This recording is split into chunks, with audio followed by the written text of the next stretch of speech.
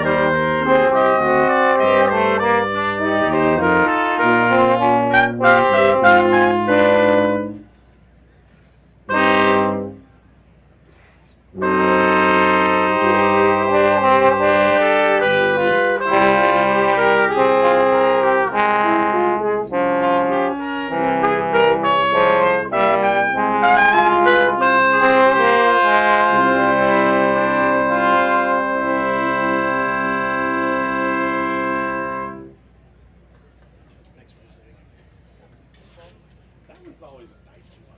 Yeah. Like, Contra 9 just lays way better. As long as that gets the first note. And the second.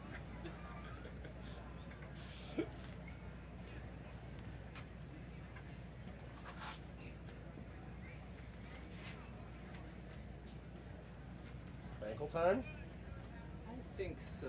That's what I like to hear. So 302.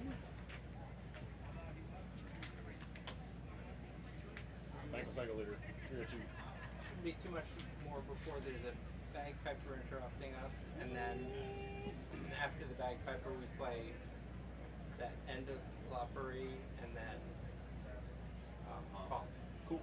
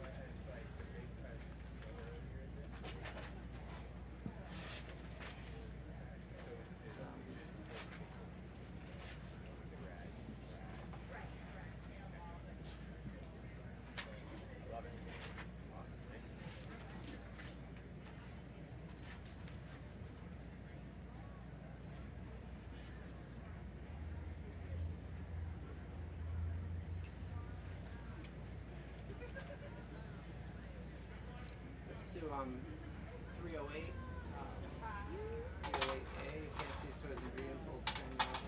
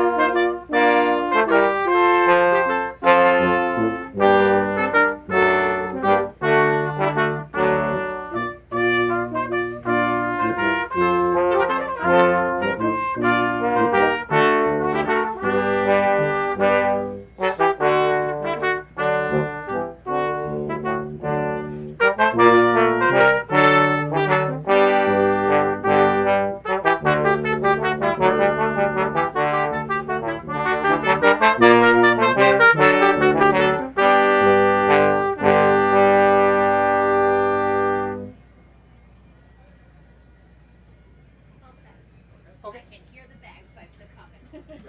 So, a few minutes of bagpipe. We got a few minutes of bagpipes. And then fanfare. Fanfare. Pomp and circus. Pomp till you tell us to stop. Yeah. And then is there anything else? Nope. There's the time. Then you're cute. Then you got time. Then you keep listening back.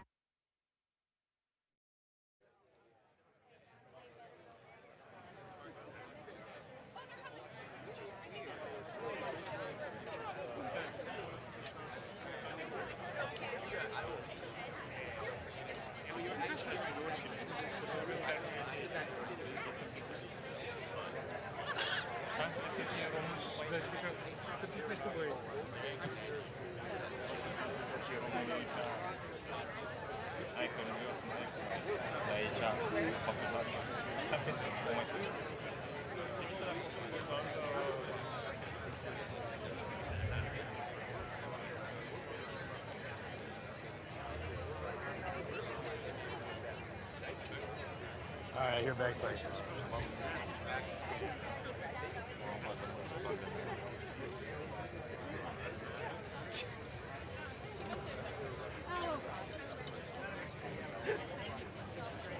Here they come.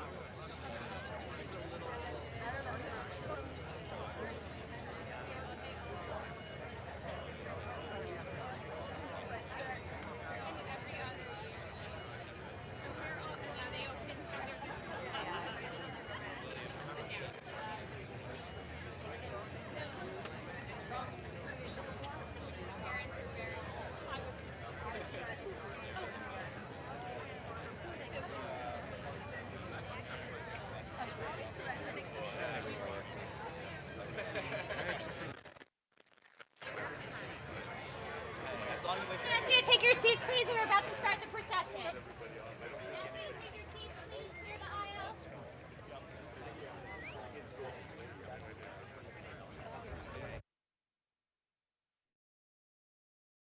Finally.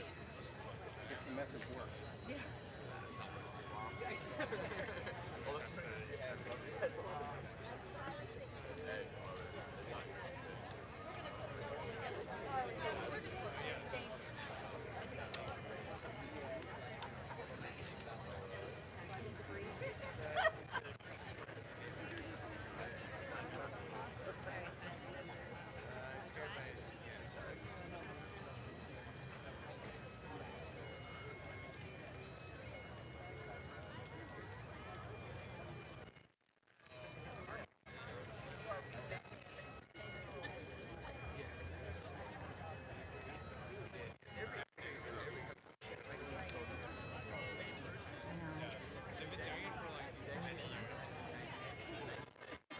You're ruining my picture. I feel like I'm at a wedding always with this.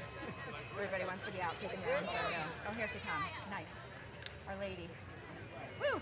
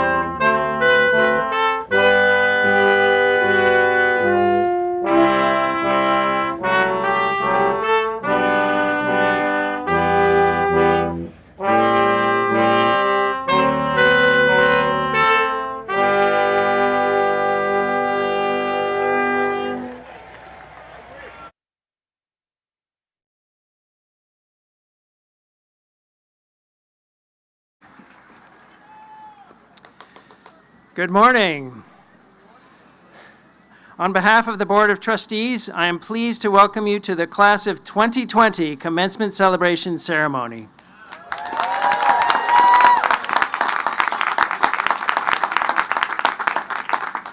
Indeed, I'm particularly gratified to be able to welcome you back to Dartmouth 2.5 years after the emerging pandemic forced you to depart the Hanover Plain just 3 months before your graduation. Although these intervening years have brought us many challenges, they have also reminded us of the value of connection to our families and our loved ones, to our classmates and colleagues, and to the critical importance of fundamental values like respect, perseverance, compassion, loyalty, hope, and joy. On behalf of the extended Dartmouth family, I am grateful that you were here, able to join us today, back here on the Hanover Plain, to celebrate your accomplishments together in person.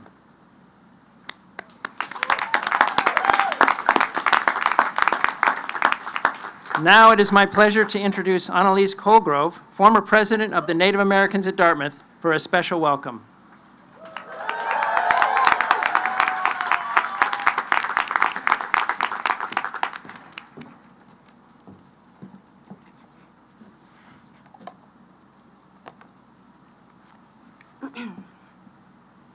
Hey Young, hello. My name is Annalise Colgrove. I'm a member of the Hoopa Valley Tribe from Hoopa, California. I'm also a descendant of the Karuk and Hopi people. We gather here today on the unceded and ancestral homelands of the Abenaki people to celebrate our class of 2020. It is important to recognize the enslaved and disenfranchised Black and Indigenous peoples who helped build this town, school, and its infrastructure. I would like to thank the organizers of this event who put their time and energy into creating a space for celebration.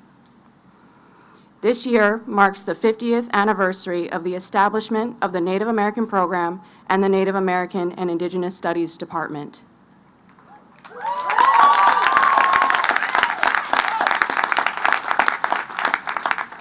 As we enter the 253rd year of a college founded for the education of Native youth, I want to recognize and honor the Indigenous labor that helped found the institution we have all benefited from. In 1743, a young Mohegan man, Samson Occam, was inspired by a Narragansett preacher, Samuel Niles, to pursue his education at Reverend Eleazar Wheelock's school. Occam would go on to become a minister and educator in Indian country. The Reverends Occam and Wheelock agreed that the Mohegan preacher would travel to raise funds in Britain for the express purpose of educating Indigenous tribes on this continent. He accomplished this goal, but the college did not. Over the next 200 years, only 19 Native students graduated from the college before the 13th president of Dartmouth, John George Kemeny, reignited the original mission of the college. Since then, the college has begun to rededicate itself to its original charter and has matriculated over 1,000 Native American students, more than all other Ivy League colleges combined.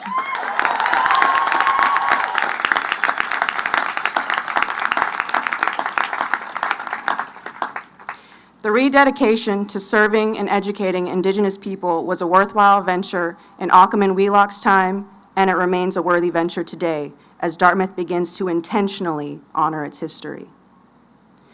The aim of the college was to Christianize and civilize the Indian populations. However, the very things that were meant to be stripped from Indigenous peoples, our cultural identities, only made us stronger and this place better. It is the diversity of Indigenous knowledges and backgrounds that truly makes Dartmouth valuable. This past April, members of the NAD community joined Dartmouth's delegation to witness the repatriation of Occam's papers to the Mohegan tribe. We hope Dartmouth continues to follow this path of making long-lasting, meaningful change to heal the injustices of the institution and show Indigenous students and alumni that our voices matter and we will be heard by the college.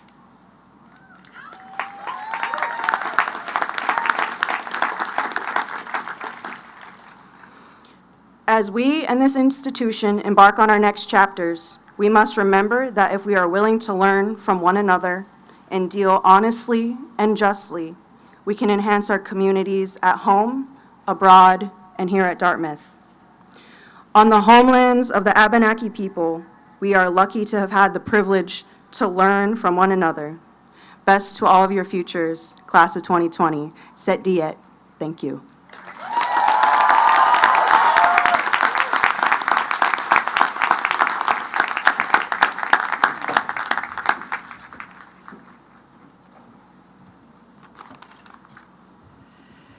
Good morning. My name is Nancy Vogel, class of '85. I'm the chaplain here and the director of the William Jewett Tucker Center for Spiritual and Ethical Living. And I just want to add my celebratory feelings of being so excited to be able to finally celebrate you, the class of 2020, in person back at Dartmouth. I'm reminded of a saying from Scripture that says, "The race is not to the swift, but to the one who endures to the end." And you have endured. Just as Annalise acknowledged several important things as we began, most notably that the ceremony is on the ancestral and unceded lands of the Abenaki people, there are a few other acknowledgments we need to make, at least I think we need to make. We are here today celebrating you, the graduates of the class of 2020, because we could not do that 2 years ago due to an unfolding worldwide pandemic. And as the provost mentioned, this pandemic robbed you of your senior spring and an incredibly important life milestone, your commencement. But I also want to acknowledge the incredible resilience of so many, including yourselves. You are making your way in the world, and that is no small accomplishment given the circumstances. So congratulations.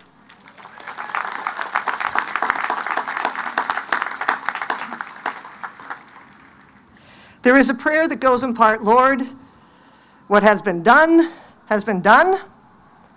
and what has not been done has not been done. Let it be. Let it be.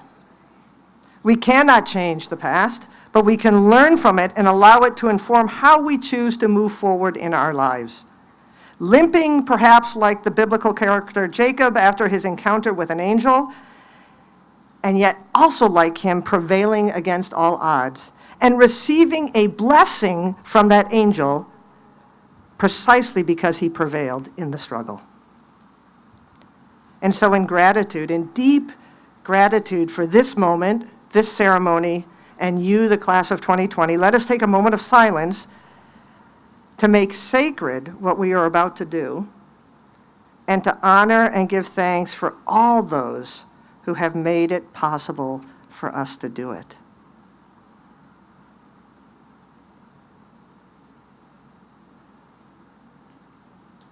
Amen.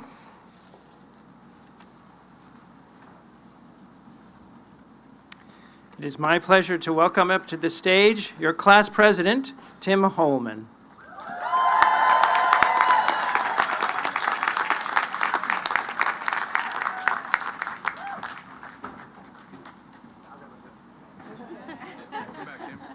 Good to be back. Thank you.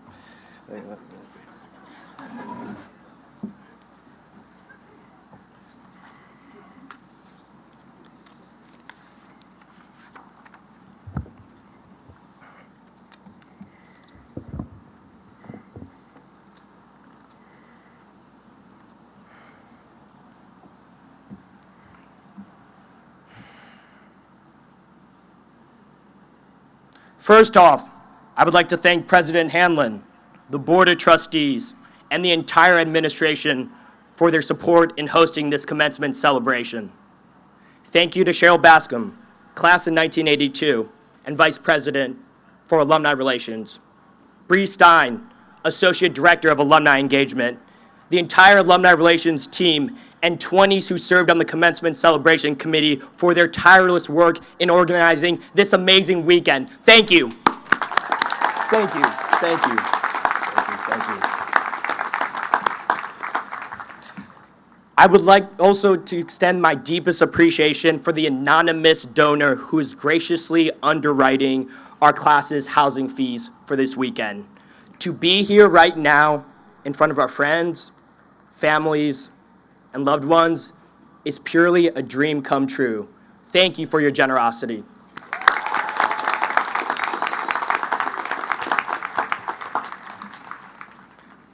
Lastly, this day is and was always meant to be a thank you to the families for their unwavering love and support over the years.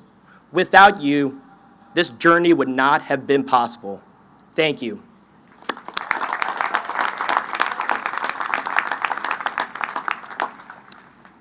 Class of 2020, 20s, today is a day long overdue.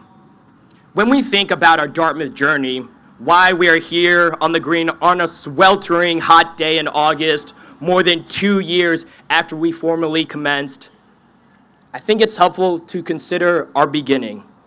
For many of us, it started in late August 2016 when we arrived off the Dartmouth coach for first-year trips. I'm guessing many of us felt this way, but hey, I gotta be honest, I was really nervous. How would I, a boy from the Midwest, fit in with students with different passions and talents from around the world? Even when I was introduced to my 9 other freshmen on my trip, right here on the green, my feelings had not changed. These were kids and twins from California, Wisconsin, and New York. They were talented musicians, all-star soccer and tennis players, and extremely skilled coders. Little did I know, though, that I had just met some of the people who would become my closest friends. Over the next 4 days, we canoed on the tranquil rivers of New Hampshire, played frisbee on an abandoned airstrip, freestyle rapped, some better than others, talked late into the night, and even saw a bald eagle soar above us. On the last night, we stargazed under a sky seeing millions of stars. The following day, we arrived at the lodge with our other trip groups, many of you, getting to know each other, doing the salty dog rag dance, and some of us embarking on the strenuous Mooselock Sunrike. How many people did that? Raise your hand. How many people? Okay, a lot of people. Hey, there we go. Days later, the class of 2020 matriculated just a handful of feet from here at Parkhurst and began our Dartmouth journey. Simultaneously, though, outside of our campus, the world was changing, and little did we know how our class and time at Dartmouth would be forged by those outside forces. It started with the 2016 election, one of the most consequential elections in our nation's history. This set the stage for many of us to confront tough questions in the classroom and outside that I don't think many of us anticipated when we started off at Dartmouth. What values does this country represent? How can we achieve meaningful progress on the great issues of our time when we are so divided? What would this mean for minority members of our class and those from different countries? And then, during the end of our senior winter, the arrival of the coronavirus relegated our last term at Dartmouth to a virtual one. As much of the world was ravaged by the pandemic, the United States was rocked by the brutal and unjust murder of George Floyd in Minneapolis, Minnesota, sparking a racial reckoning that spanned the United States and spread like wildfire around the world. At the same time, members of the Asian community increasingly found themselves the target of nefarious, violent, and racist attacks.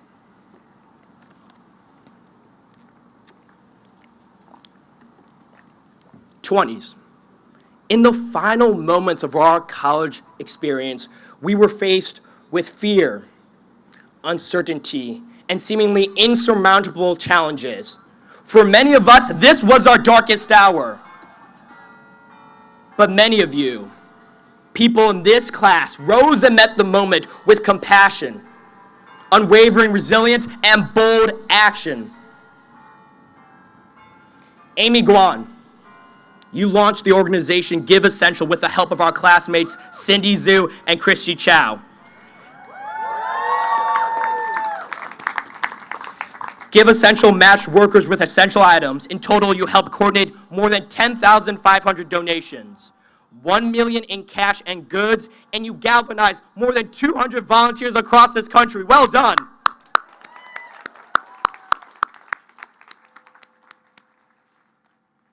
James McLaughlin, Clay Kerwood, and Nate Stewart.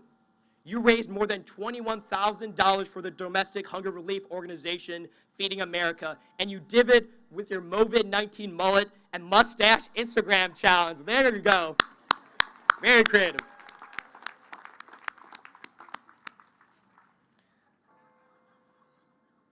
Sam Greenberg.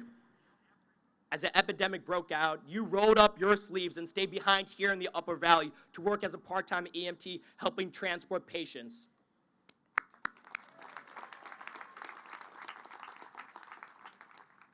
And in these last 2 years, many of you have carried this torch, this spirit of compassion, unwavering resilience, and bold action, making a difference. Sanat Mohapatra, you've continued work on your company Unmasked, a mobile application focused on mental health. You've helped students at universities secure professional counseling and expanded your app from Dartmouth to 46 other schools and tens of thousands of users.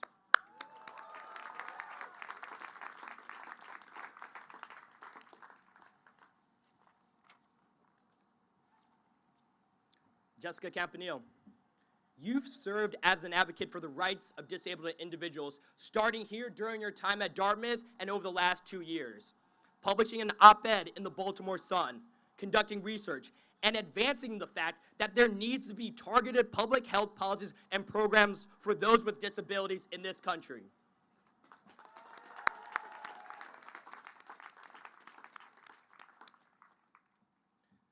Tyler Baum, you were elected this past fall to the Borough Council in your hometown of Irwin, Pennsylvania. You made history as the youngest person ever elected to this position ever, determined to help revitalize rural areas and small towns throughout Appalachia.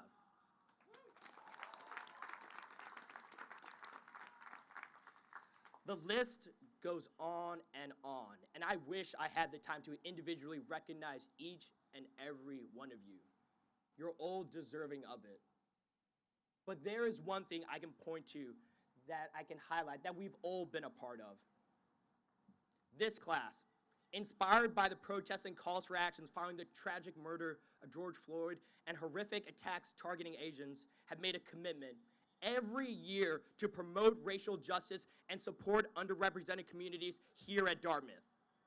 Last year, we donated a substantial portion of our class dues to Dartmouth's EE Just program.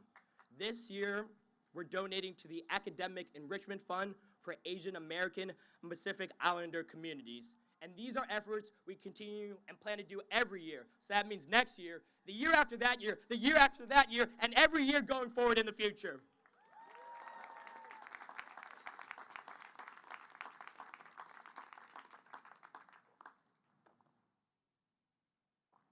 '20s. As so many of you did then and continue to do so right now, I ask of you this. Fight the fight and lead the way when future injustices, challenges, and problems arise in our lifetimes. And don't do it because you've been told to, not because circumstances out of our control have been thrust upon us. Fight the fight because we have been endowed with the experiences. We have Dartmouth that's helped us cultivate the skills, and we have the heart needed to make a difference. In a world where so many aren't listened to, so many feel powerless, to have the ability to take action is a privilege, it's an honor, and it's a duty that we all collectively share. Our generation is faced with dire problems that need immediate attention and that we are uniquely equipped to address, from climate change to gun violence to systemic racism, and sadly many more. But there are also exciting challenges we can take on to make a difference. Maybe we'll be the class that discovers a cure for cancer or determines whether there's extraterrestrial life out there in space. Or maybe we'll be the class that determines a genuine cure for a hangover. Probably something that some of us could use right now. You know who you are. Class of 2020, congratulations on all that you have achieved and persevered through during your time at Dartmouth and over the last 2 years. Like the steps we've taken before, the road ahead will at times be daunting, but it will also be full of moments of joy, love, and celebration like today. No matter what, know that you've already proved that you can and that you will make a difference. Congratulations. God bless you, your family, friends, and loved ones, and God bless the great class, the best class ever, the class of 2020. Thank you. Thank you.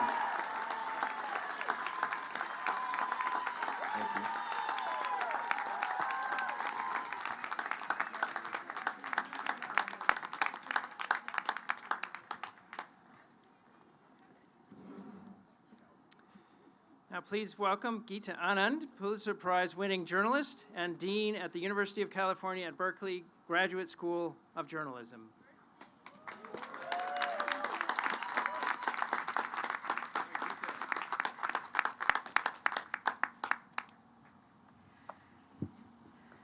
As you can see, I've taken off my robe because I was too hot, so I want to invite any of you who are too hot to take off your robe.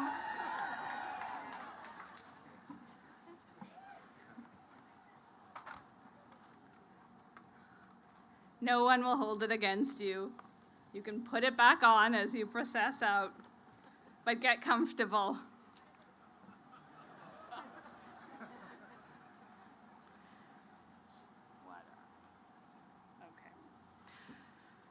So dear class of 2020, parents, family members, close friends, President Hanlon, Board of Trustees, faculty, administrators, all of the team who worked so hard to put this event together. Graduation is a formidable achievement and also a rite of passage, one of the few transitions in life that we honor together in community. I am honored that you chose me to speak at this special celebration commemorating your graduation 2 years after what would have been your actual commencement ceremony. You spent your senior spring at home, sheltered in place, without the culminating in-person celebrations that are important to ending one of the most meaningful chapters of your lives. Since then, you've been living in a time of masking and working at home that has made building community and finding your place in society challenging. Biggest understatement ever, right? I want us all here today to acknowledge the reality that you have graduated into a strange, scary, but also incredibly awesome world. Strange because the global pandemic that derailed your graduation plans continues to disrupt and destabilize our lives. Stranger still, because months after we all witnessed the attempted coup against our government, nearly half of the country continues to believe the falsehood that the election was stolen. It's scary because climate change is rendering parts of the world unlivable, including perhaps the Hanover Green.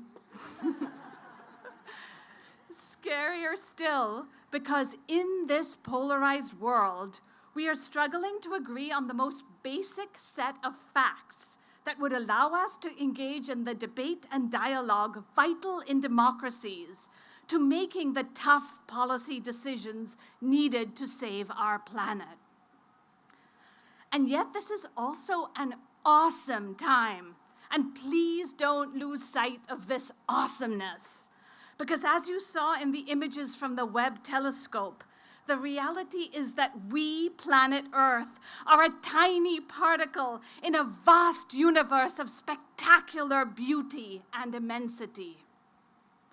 It's awesome because in this time of unprecedented change, you belong to a generation that's been forced to adapt. Your flexibility, creativity, and fierce resilience have been forged in the crucible of truly dark and lonely days. And in the face of this country's historic racial reckoning and the worst public health crisis of our lifetimes, you seized the opportunity to change. With no allegiance to the status quo, you demanded our institutions and its leaders do better. Times of crisis are rife for revolution, to trailblaze new paths, and if that is to be the story of our country and our world, it will most certainly be spearheaded by you, class of 2020, who have learned in isolation how truly interconnected we are. But how do you, how do I, how do any of us live our lives in such a strange and scary time without losing sight of the incredible, awesome possibilities around us? I'm going to take a page from Nancy Vogel's address to say, let's pause together and hold a moment of silence. Shut your eyes with me if you would, and let's collectively hold in our awareness the seemingly incongruous realities of the strangeness and scariness existing right alongside the awesomeness of this moment. Let's take a few breaths with our eyes closed.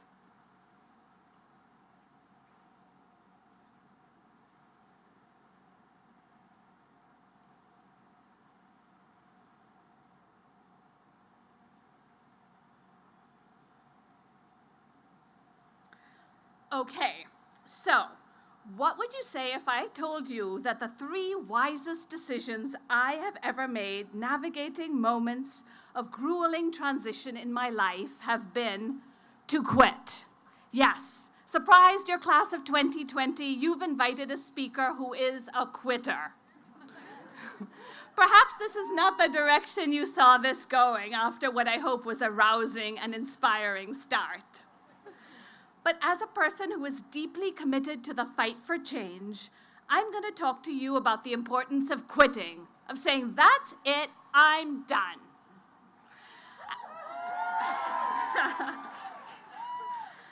At times, the people around me have been deeply skeptical about my quitting. Some thought I was quite simply crazy. But I'm going to show you how the most meaningful experiences in my life, including coming to Dartmouth as a freshman, straight from my hometown of Mumbai, India, were only possible because, you guessed it right, because I quit. Let me start you on my odyssey of quitting. When I showed up here as a 19-year-old freshman, Dartmouth College didn't know it, but I was already a quitter. I had spent most of my teenage years as a competitive athlete in India. From the age of 12, I trained for 2 hours every morning and 2 hours every evening in swimming. I had not attended high school for most of 10th grade, and instead spent 10 months living thousands of miles from my home and family in a sports camp with athletes from all over India. We were training for the Asian Games, the largest multi-sport event after the Olympics. At the age of 16, I became Indian national champion and record holder in the women's 100 and 200 meters breaststroke. And it was that very same year that I made the decision to quit. My parents were shocked. After all of those years of training, finally reaching the top of my sport, why in the world would I quit? I quit because there was something I wanted to do more than swimming. At the age of 16, I could see that my real passion lay elsewhere. And I wanted a life centered around writing, reading, and leadership. Quitting swimming was essential to opening up a whole new world of opportunity, things I couldn't do if I spent half of my waking hours in a pool. And so, in 1985, instead of attending more training camps and competitions, I made the decision to quit swimming and instead come here to Dartmouth. I'm sure many of you have faced similarly wrenching decisions, whether it's about whether to stop doing things that had come to define you, whether it's a sport you played, a planned major, a relationship, or a job. Like many of you, I was and am an idealist. I came from a country of abject poverty, and I was a child of privilege who wanted to make a difference. My freshman year, students were organizing protests against apartheid in South Africa. I joined a group of students taking over the president's office. Luckily, you weren't President. I discovered a love for history, made it my major. I went on to the London Foreign Study program with Professor Jim Wright, who, as you know, became president here at Dartmouth. I wrote for the D, and I read news for the college radio stations, WDCR and WFRD. And perhaps like many of you, my eclectic collection of activities and interests on campus meant that when I graduated in 1989, I did not have a job and I was not sure what I wanted to do. I think it was through Campus Career Services that I saw an ad for a job at a weekly newspaper in Yarmouth on Cape Cod. I'd never heard of Yarmouth. I couldn't even spell it, but I found it on a map and I drove down for an interview. And so began my career as a journalist. I spent late nights covering interminably long zoning board meetings and school board meetings. I was panic-stricken each week trying to make my deadlines. But in time, I got really good. I loved being forced by my job out of my comfort zone and into the lives of the person wrongly accused of molesting his child, the drug addict trying to turn around her life, the female police officers calling out their colleagues for sexual harassment. Soon I was covering politics at the Boston Globe and then healthcare at the Wall Street Journal. When I turned 40, yes, I'm older than 40, I'm sure that's a surprise to you. When I turned 40, I had just finished writing a book, The Cure, based on my Wall Street Journal stories about a dad starting a biotech company to develop a drug to save his kids who were dying of a rare genetic disease. That amazing dad, John Crowley, and his heroic wife, Eileen, are here today in the audience. John and Eileen, could you stand up, please? They're over there waving.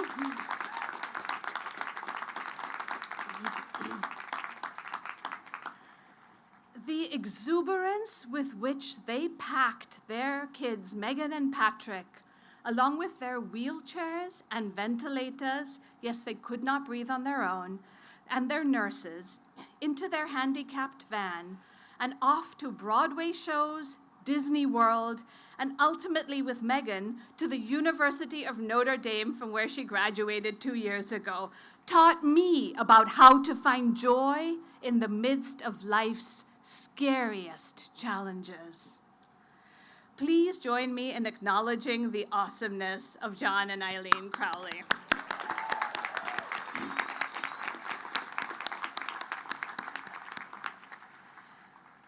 After finishing that book, I was in my dream job and leading my dream life in New York City.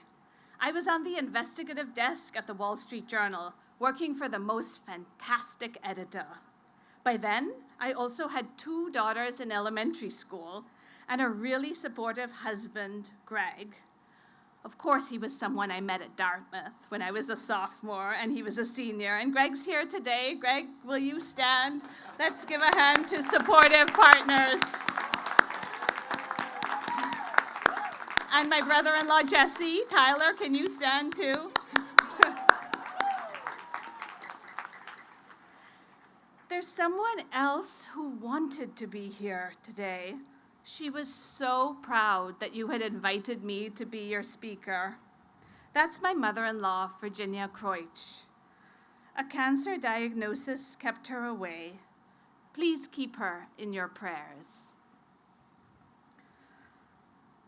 Back to Greg and me leading our dream life in New York City. We had just bought a condo in Park Slope, big enough for my parents to live in too. Then, what is now known as the Great Recession struck in 2008, and Greg lost his job at Citibank. And in that uncertain financial climate, virtually every company was on a hiring freeze. We had purchased our condo in Park Slope on our combined incomes. With no job in sight for Greg, we would struggle to pay our day-to-day living expenses, forget trying to support my parents. By this time, my parents were old with no retirement savings and no Social Security. On top of that, my dad was ill with diabetes and heart disease. A cherished part of my Indian cultural heritage is a deep commitment to taking care of your parents. We were at a loss of what to do. And then an unconventional solution came to my mind. You've got it! Quit. The idea came to me late one night as Greg and I were talking on the phone. He was on a train back from another dead-end job interview, and I pitched him the idea. What if, I said, I quit the investigative desk at the Wall Street Journal and asked them to move me to India as a foreign correspondent? In India, on my US salary alone, we would be able to afford to rent an apartment big enough to accommodate my parents and hire caregivers to help care for them. Working as an American journalist in India, I could support all of us. And a big bonus, our kids would be able to know my Indian culture deeply. The Wall Street Journal was then under new ownership, with Rupert Murdoch aggressively seeking to expand into India and China. And so I thought they would love the idea. I mean, they would be hard-pressed to find a better candidate to be a foreign correspondent covering India than me, someone from India who spoke the language and understood the culture, but was trained in the US. Greg, ever the adventurer, was immediately on board. And within a few short months, I had quit the job of my dreams. Our kids had quit their beloved New York City public schools. We quit the Park Slope condo, and we quit life as we knew it in America. And in July of 2008, Greg, me, our daughters, who were 8 and 10, and my parents and our dog Skippy arrived in Mumbai. We spent the next 10 years there.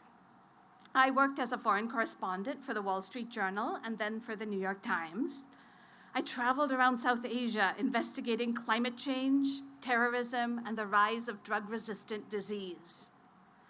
Greg started Mumbai's first microbrewery. Our children learned Hindi, hiked up in the mountains of Ladakh near the Chinese border, and forged deep friendships with kids in Mumbai. My parents lived with us, enmeshed in the constant pandemonium of raising kids. I was able to supervise their meals, their social lives, and their medical care. But eventually, my dad's health took a dive, and I realized, as one crisis after another made abundantly clear, that I could no longer supervise his medical care while traveling around India and South Asia as a foreign correspondent. He needed someone to stay with him in the hospital when he was scared, to play the part of bedside cheerleader and advocate, a role my mother was no longer able to fulfill. In what became the last days of my father's life, it became absolutely clear to me being a foreign correspondent for one of the world's best newspapers was far less important than being there to take care of my dad when he needed it most. And so, yes, you guessed it, once again I began to ponder quitting my job. When the New York Times refused my request to take a year off to take care of my dad, I resigned. Over the next 6 months, I went with my dad to his medical appointments. I played his favorite Broadway songs when he needed to be in an oxygen tent to try to heal the cuts on his feet that were high risk, given that he was a diabetic. I stayed with him overnight in the hospital when his red blood cell count was so dangerously low that he was incoherent. 6 months later, he died. I don't regret for one single day my decision to quit the New York Times. It was my decision to quit the New York Times and quit journalism that opened up a new chapter for me. A friend told me that the University of California, Berkeley had an India reporting class at the journalism school, and I should apply to teach it. 2 months after my father's death, I was in Berkeley teaching that class. By the end of that semester, I was hired to become a full-time professor at the school. 2 years later, soon after the pandemic struck in 2020, I was named dean of the school.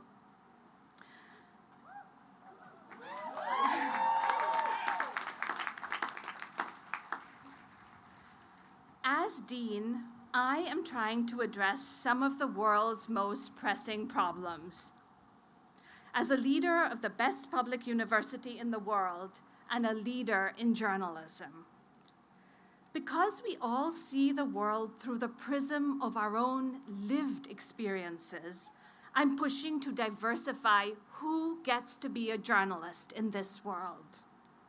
I'm raising $100 million to remove the economic obstacles to people from historically marginalized groups becoming journalists by increasing financial aid for students at our school, among other efforts. John and Eileen Crowley were one of the first donors in this effort. I've brought together the university's leaders in law, computer science, and public policy to write proposals to solve the disinformation and misinformation problems in this world. This work is important, creative, impactful, and fun. This is the most meaningful job I have had in my entire life. So, how do you know when to quit? We've spent our entire lives hearing about the virtues of resilience. Isn't quitting the opposite of being resilient? I would argue it's not. When I made the best decisions of my life, I was able to make them because I could see what was at stake very clearly. I was able to engage in what some have called wise seeing.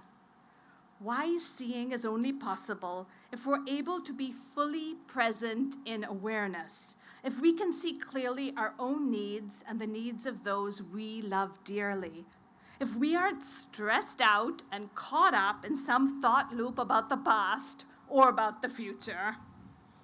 Let me tell you, there have been many times where I could not see clearly and made unwise decisions. But what I'm advocating for you is to do the work on yourselves, to care for yourselves so you're able to live a life of wise being. There is no simple formula. Quit your sport if you want to be a writer. Quit your job if your dad needs you. It isn't that simple. What you need and what the world needs to solve its problems is for you to be paying attention, wise seeing, for you to be present, listening, like a musician in a jazz performance. You need to be listening intensely to know when to come in to play your part, when to improvise, when to pause, when to let others take over and play their solos. There's no sheet music, there's no script in this jazz ensemble called life. All you can do is to do the work on yourselves so that you can give yourself, those around you, and the world the gift of your attention. For me, that means regularly practicing meditation, prayer, yoga, doing therapy, swimming laps in the pool, walking in nature. I don't mean that it to sound so overwhelming, but those things help reduce my stress enough that I can recognize my thought loops and stop them for long enough to see clearly what is really happening for wise seeing and wise being. What do you need to do so you can lead a life of wise seeing and wise being? Is it hiking in the White Mountains, dinner out with friends, therapy, retreats, or taking a moment of silence? Shut your eyes once again and breathe, just joking. But seriously, do whatever it takes. Prioritize this care of yourselves. Only then can you approach life with an open heart, a compassionate heart, with love, joy, and wisdom. Only then will you know when to keep going and, yes, when to quit.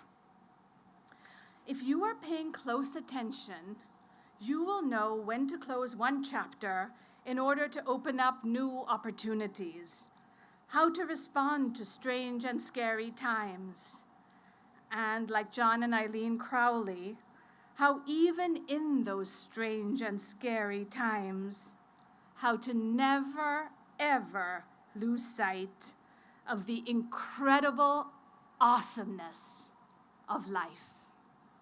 Thank you.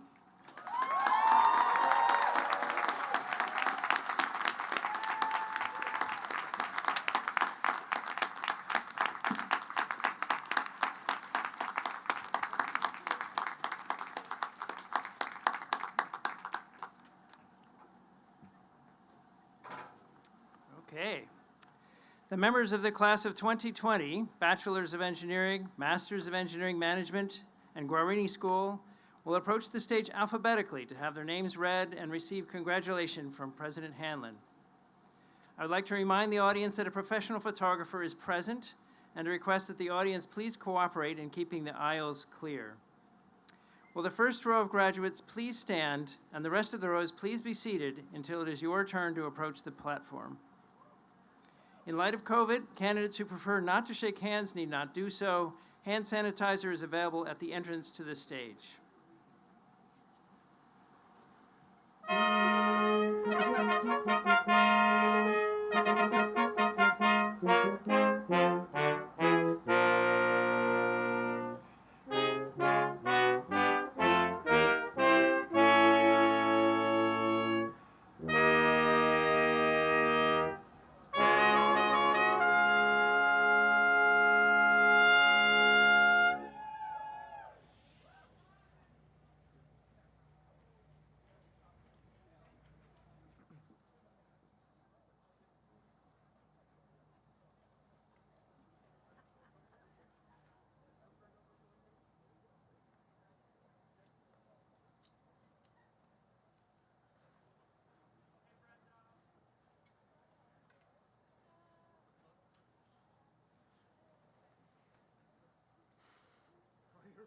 I feel ready.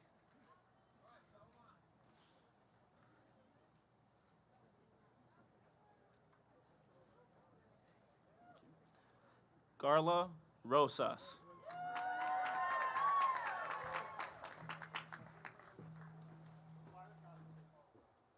Annalise Goldgrove.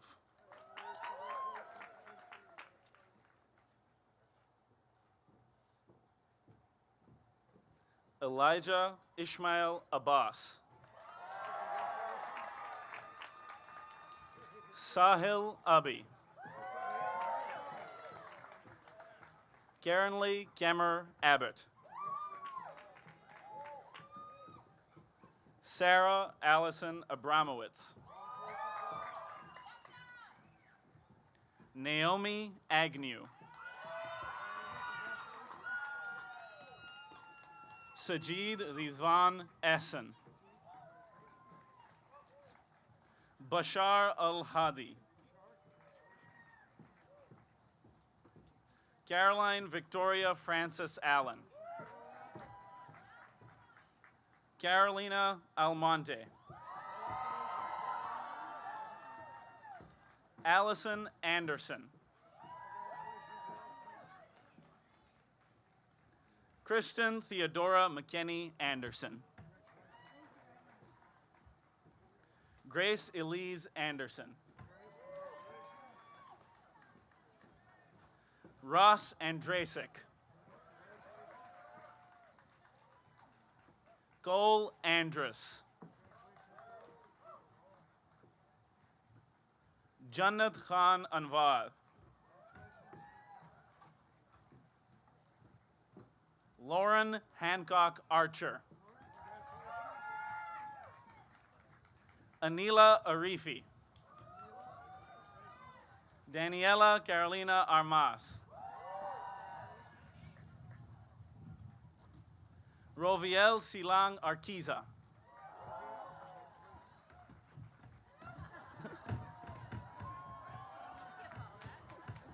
You'll be fine.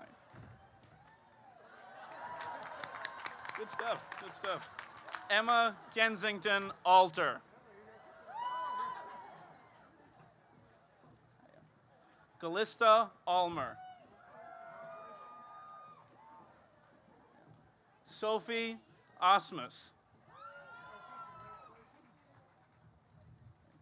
Najib Assis Elizalde.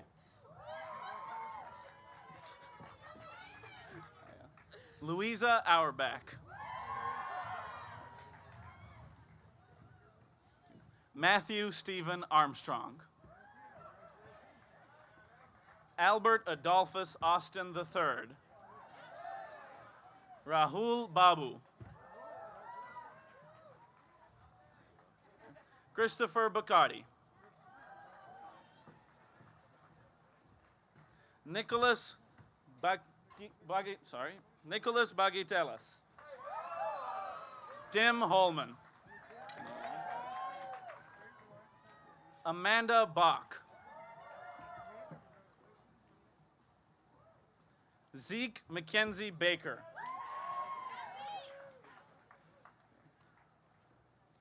Anka Balachano.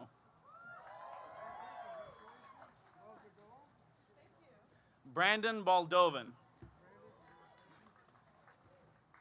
Henry Baldwin. Allison Spencer Banks. Parker James Banks. Clara Barbarossa. Samuel Barrett. Evan Barton. William Barth. Sriram Bupatla. Rick Basak. Eleanor Sarah Bates. Brenda Batista. Good to see you. Tyler Baum. Jackson John Bauer. Morgan Birchinall Baylor. Brooke Brazarian. Brianna Elizabeth Beach. Nicole Lucille Beckman. William Belmont. Benina Flo Benjamin. Alice Newcomb Bennett. Zachary Jake Burko. William Warren Berkowitz. Catherine Oka Bernardez. Susanna Forster Bernstein. Alana Burness. Catherine Burness. Lucas Beanstalk. Anne Morningstar Blackburn. Ryan Blankmeyer. Anne Bedell Blasberg. Hannah Marie Bliska. Anya Bobek. Rohan Bose. John Butte. Philip James Bowers V. Zoe Elizabeth Bucock. Catherine Golden Bork. Matthew Hughes Bettino. Nicholas Stone Blasi. Giovanna Ray Boyle. Catherine Bogart. Leah Brahms. Adeline Braverman. Carmen Maria Braceras. Jade Bravo. Bailey Victorianne Brecky. Kyle Cullen Bretherton. Georgie Brevnor. Davis Brief. Trevor Briggs. Lauren Brown.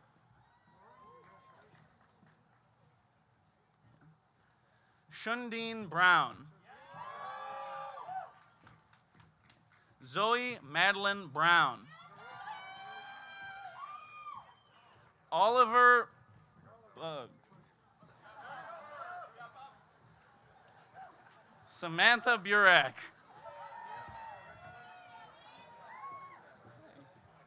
Bailey Alexandra Burke. Isabel Burgess. Jack Burgess. Claire Capet Burner. Bethany Burns. Erica Lindsay Bush. Sophie Catherine Rebecca Byrne. Maura Kathleen Cahill. Michael Calamari. Brendan James Caltavaturo. Abigail Cameron. Jessica Marie Campanile. Christian Gabriel Cano. Catherine Kaplinger. Itzel Castañeda Ruvalcaba. John Carmichael. Allison Elliott Carey.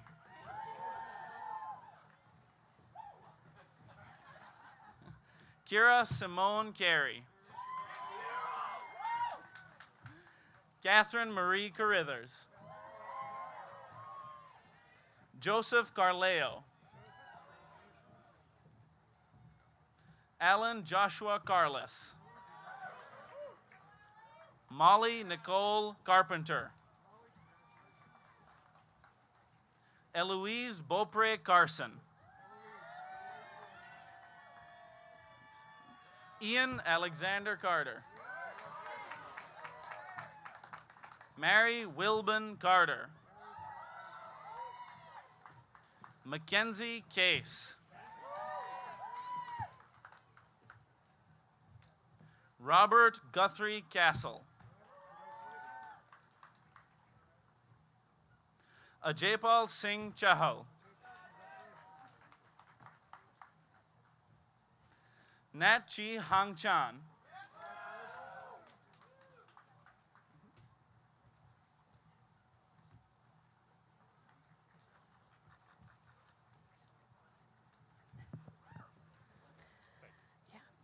Peter Hristo Haralambous. Alex Chow. Seth Chatterton. Joseph A. Chavez. Albert A. Chen. Alexandria Chen. Janice Chen. Zachary Cherian.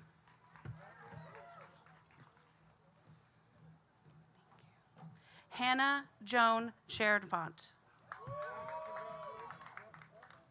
Lingshin Annie Chen. Henry Chen. William Francis Chisholm III. Vignesh R. Chokalingam. Angelina Sarah Choi. George Christopher. Christopher Sangyan Chan. Peter Chow.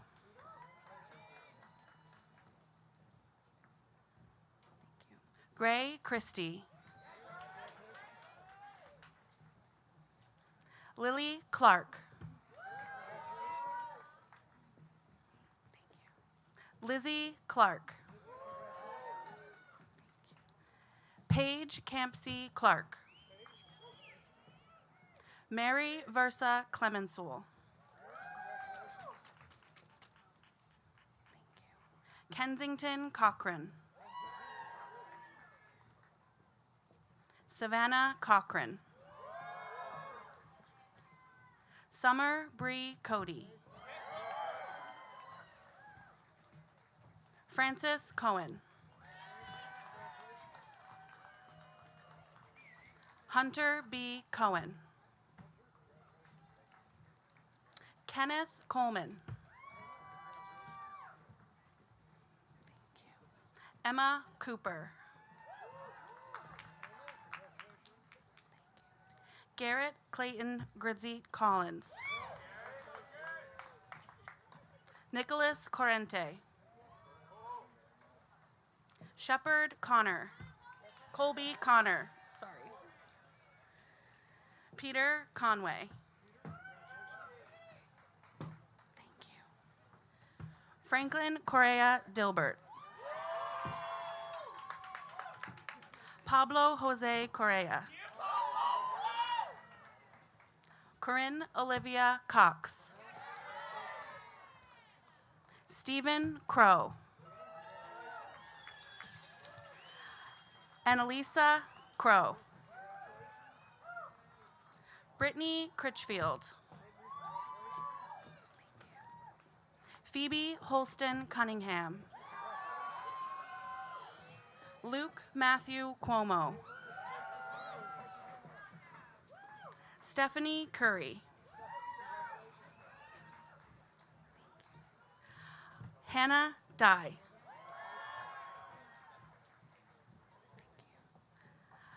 Antoinette Davids.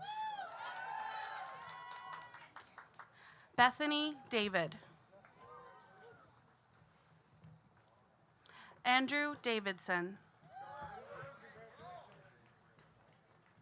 Liam Davidson.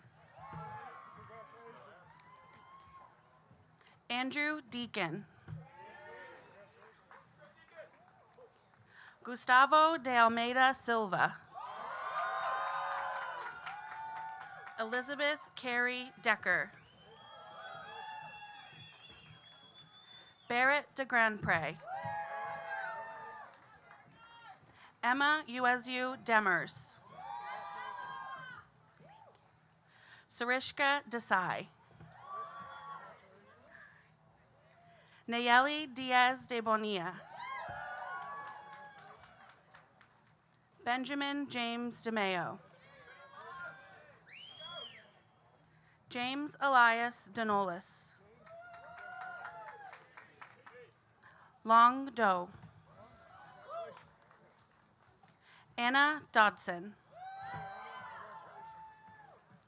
Sophia Nanea Domingo. Hunter Frederick Dominic. David Wright Dominowski. Armand Dorsey. Elena Doty. Claire Ellen Doherty. Noah Drazen. Sunny Drescher. Mia Drury. Roshni Dugar. Jack J. Dunn. Lauren Alexa Dussault. Morgan Ebo.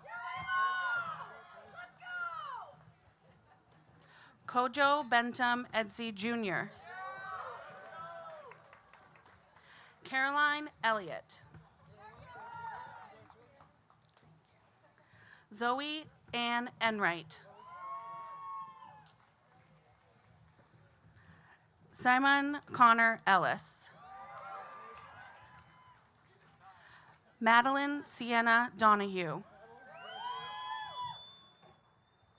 Evo Urban. Whitaker Ward Fenestil. Sumner Irby. Ebenezer Daniel Dara. Lilia Eng. Christopher Houghton Esch.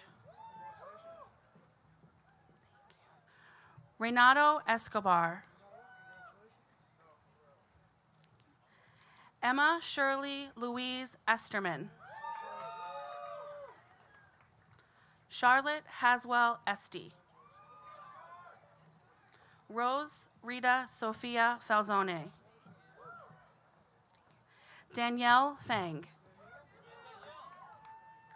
Jean Fang. Elizabeth Bigelow Fawcett. Georgia Benedict Fear. Luke Ferraro. Camila Roseo Feltrine. Jordan Taylor Fitch. Erin Marie Fitzgerald. Melissa Michelle Flamond. James Thomas Flood. Julia Elizabeth Florman. Dylan Upton Ford. Jack Carter Forrest.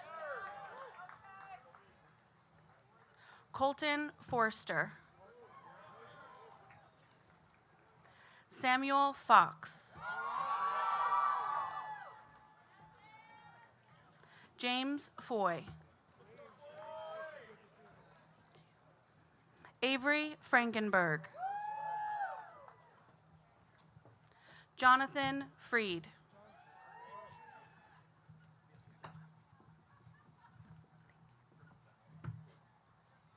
David Gallagher.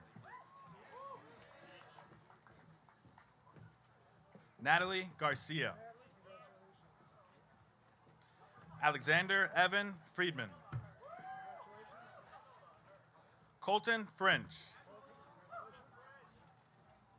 Sophie Fry. Hilda Pearl Friday. William Colby Gardner. Elizabeth Woods Garlick. Annette Gowork. Theodore Gehring. Delia Friel.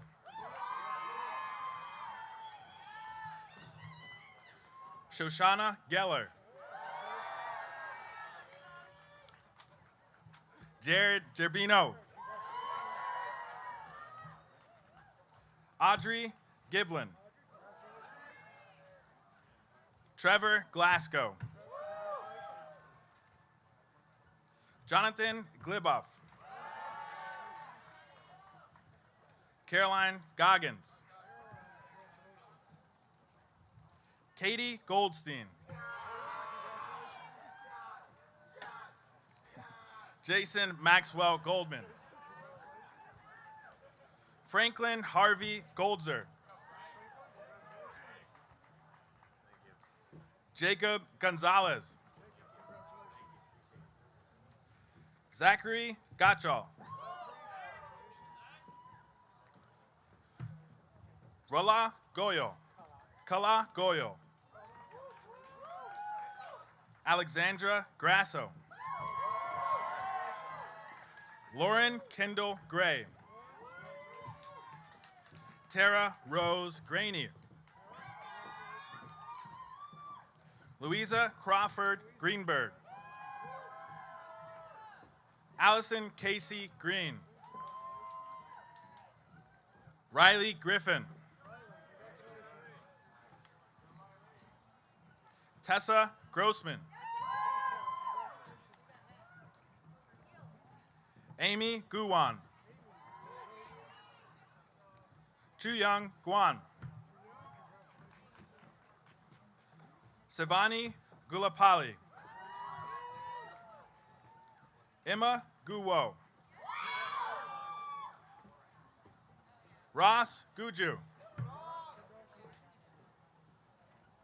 Joshua Blarock Guteau. Nicholas Gutierrez. Hunter Hagdorn. Ellen Hager. Parker Hall. John Lawrence Hall. Joseph Theobald Hall. Seamus Rudyard Zachariah Hall. Dana Kathleen Hahn. Hei Min Han. Nikki Monet Harrigan. Baronet Henry Webb Harrington. Alexis Harris. Jackson Harris. Holden Harris. Sean Kenneth Hawkins. Zachary Hawkins. Madison Hazard. Robert Graham Hazlett. Jennifer He. Tiffany Zia He. Efane He.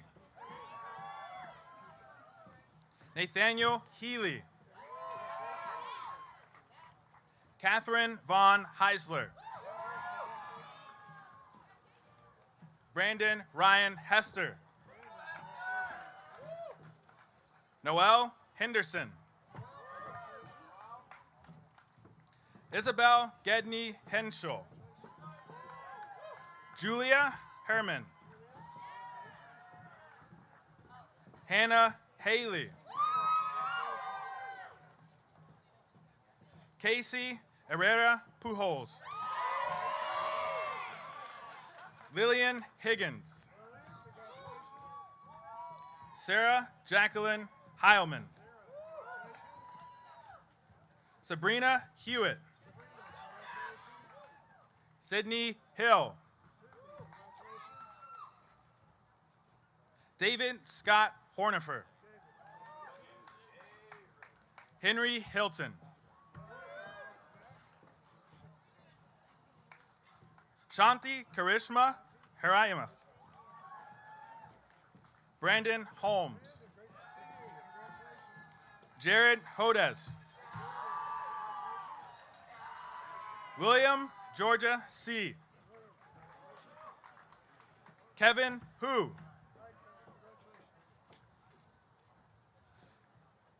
Huebner, Julia Huebner. Jack Samet Hutinsky. Emmanuel Elijah Housey Workey. Gabrielle Olivia Sudney Hunter. Autumn Ciel Hyatt. Margaret Irafin. Kareem Itani. Matthew Ix. Kenya Jacob. Grant Jaffe. Bella Jacoby. Anastasia Jaffaridze. Sydney Jennison. G-Sub Jung. Andrea Kate Jenkins. Elizabeth Bronte Jenkins. Jachin Jiang. Zachary Johnson. Leighton Johnston. Liam Samuel Jolly. Eshin Jolly. Eric Ross Jones. Lauren Diane Jones. Lauren Ashley Jortberg.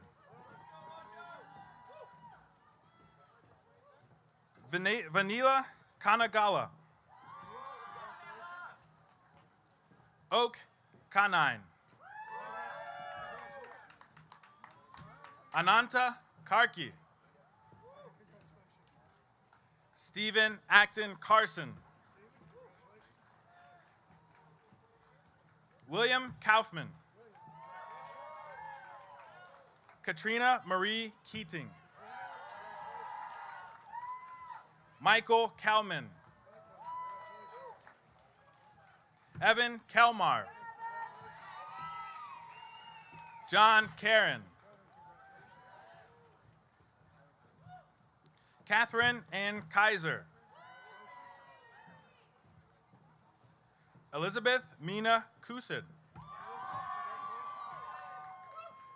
Betty Jung Hyun Kim. Soo Min Kim. Bryce Daniel Killian. Zachary Kalk. Clay Kerwood.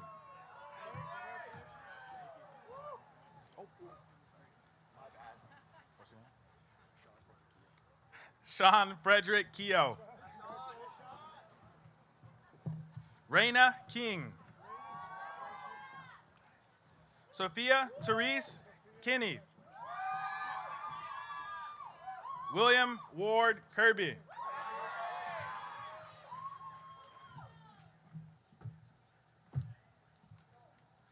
Ethan Claris.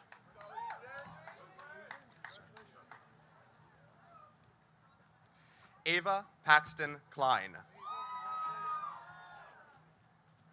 Jessica Kobsa. Jake Klein. Sarah Noel Kolk. Sam Corman.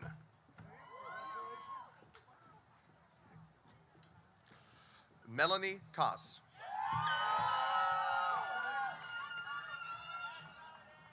Abigail M. Cott.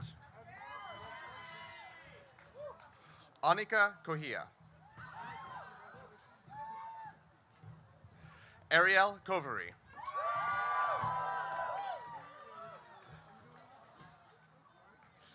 Charlotte Culler. Devin Kurtz.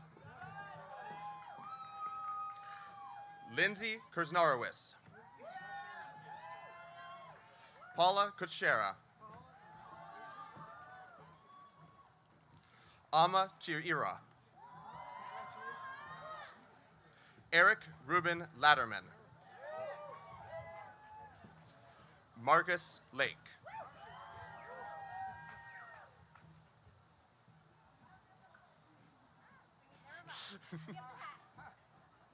April Lamb. Taylor Danielle Lane. Sean Laverty. Cameron Olivia Lee. Grace Juan Lee. Junie Lee. Oliver Levy. Rachel Lincoln. Ben Lindgren. Jonah Levine. Sarah Lehan. Caroline Kyung-un Lee. Sophie Lenahan. Laura Lewin. Eugene Linden. John Lass. Andrew Lemcool. Angela Lee. Ray Tianyu Lee. Julie Lim. Brazen Lozano. Amber Emily Liu. Amber Leland Liu. Stanley Liu. Lynette Fu Long.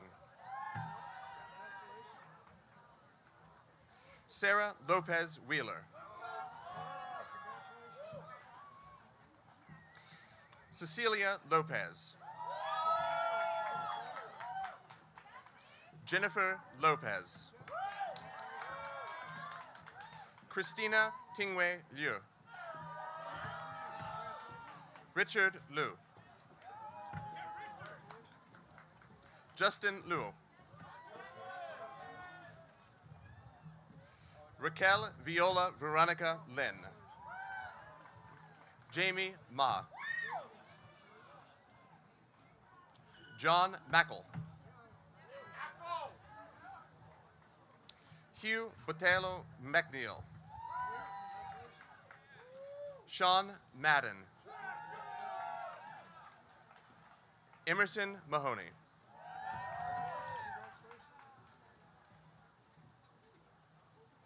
Namia Malik.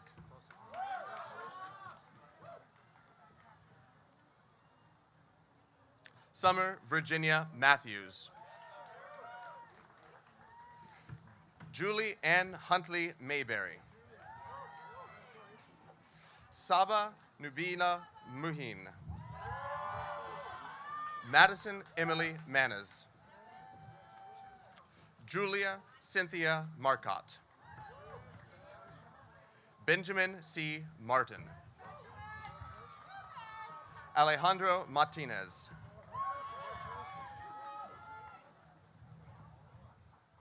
Rachel Mashal. Lisa Maslak. Hannah Kursa Magolis. Armin Mavalkoli.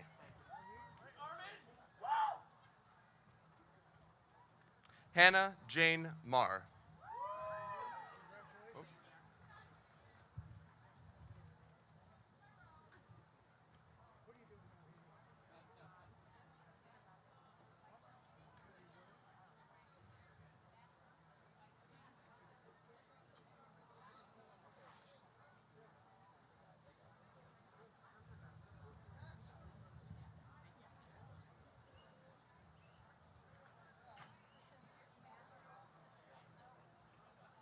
Sahir Rohan Mathrani. Gabriel Matthews.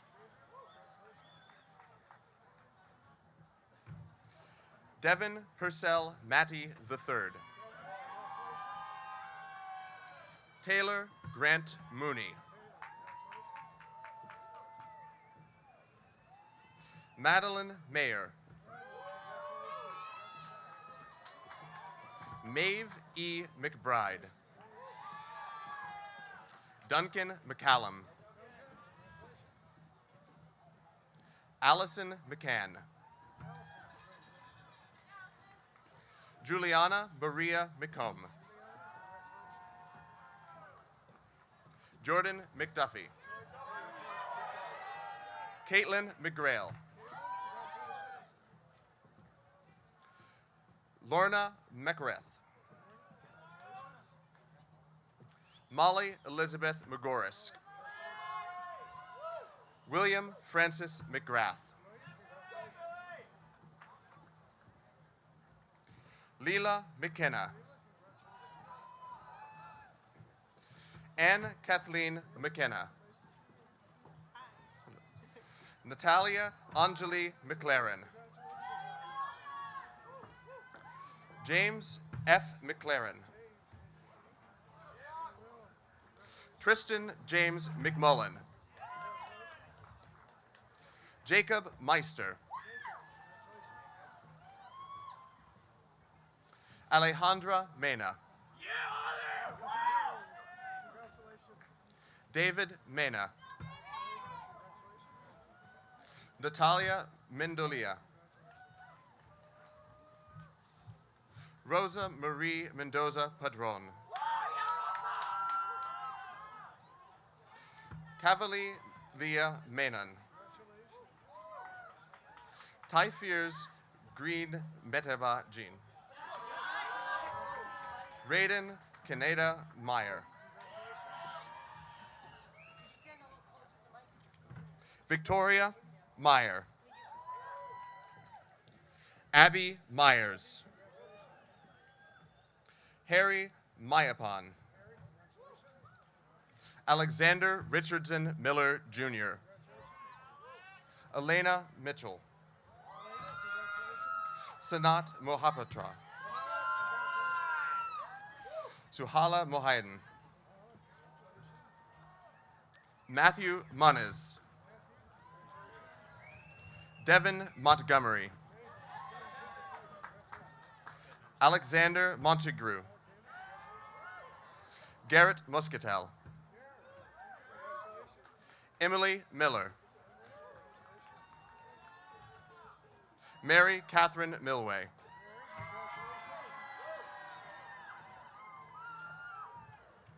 Jade Montoya. Zachary Philip Milestone. Allie Tanya Moore. Robert Emmett Moore. Emmanuel Moore. Megan McCabe.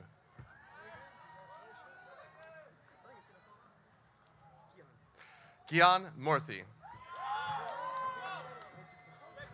Emily Morin. Edward Mott. Ala Mustafa. Rebecca Neshe Mutinda. Mustafa Nasser Moen. Julia Nathan. Ferris Torno Natu.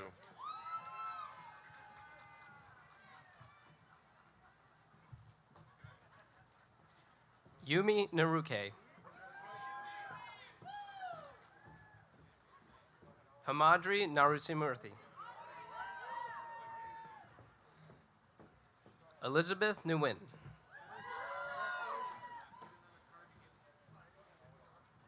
Danielle Nieders. Eleanor Niedermeyer. James McLaughlin. Raymond Brink Neistat. India Nelson. Madeline Erica Nelson. Alyssa Newberger. Sophie Newhouse. Allison Neistad. Tangi Neff. Margaret Wells Nichols. Robert Nicolai. Ruth Skinner Nordoff. Matthew Norton. Ijama Wuke. Keone Michael Okalvi. Danielle Chikofunaya Okunta. Esther Opeolua Oluokin. Olatenju Oyeleye. Erica Ogino. Sean Ohazarik.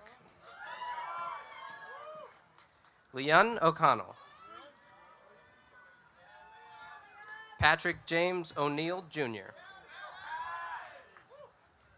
Scott Okuno. Sean Owen. Julia Claire O'Sullivan. Catherine Allison Page. Alexander Paget. Honor Olson Payne. Alexa Palladino. Jacob Pallotta. Natalie Palmer. Sloan Papa. Shruti Pari. Jamie Jiwan Park. James Park.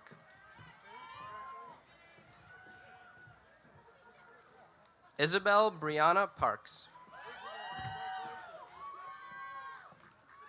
Matthew Posada Parker.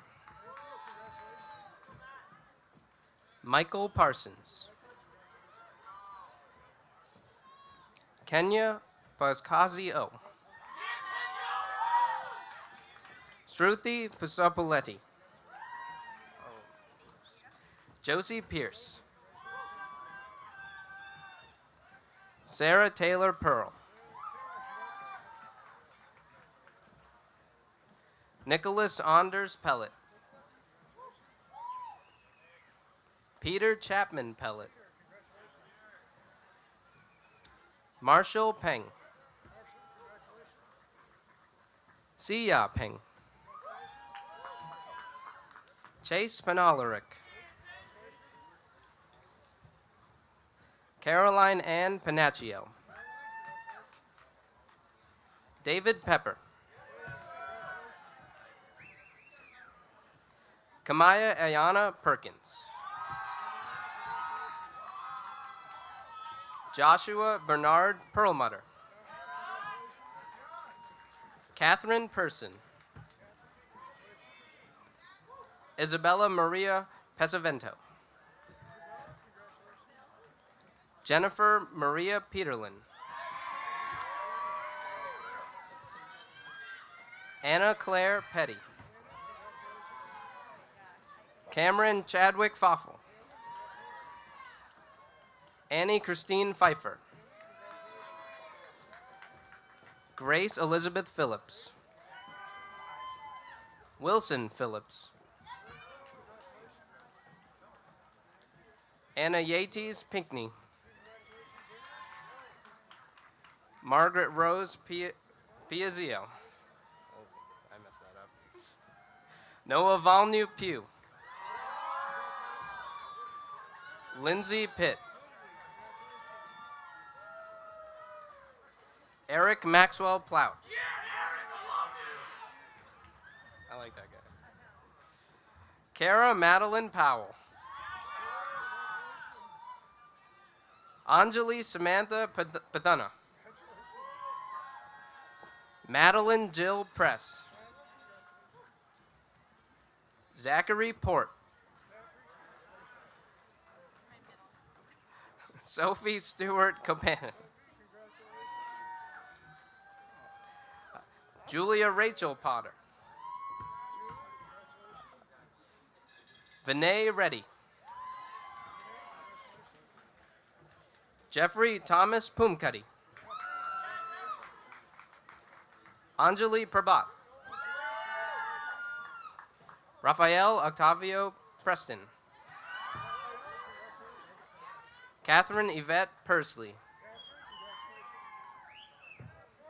Allison Patricia Tong.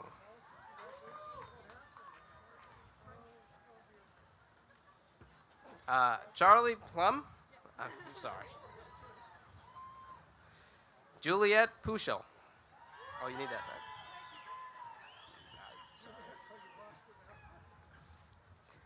Diana Quezada. Josiah Kasutasi Putman. Jeffrey Chow. Kerrigan Quinneman. Narain Radhakrishna. Tanish Raghavan. Matthew Radosevich. Ladane Ram.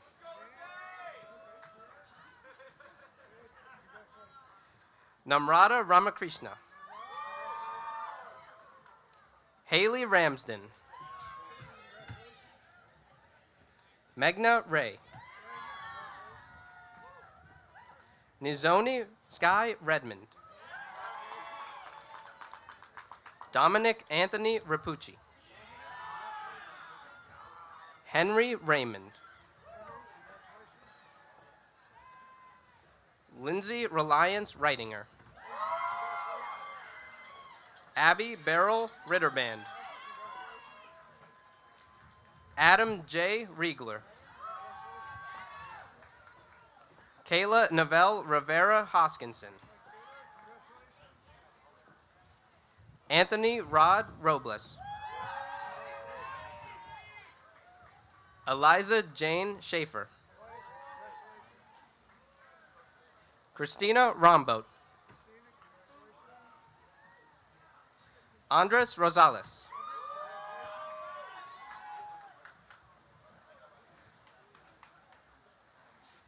Rafael Rosas Soto. Kyle Rosen.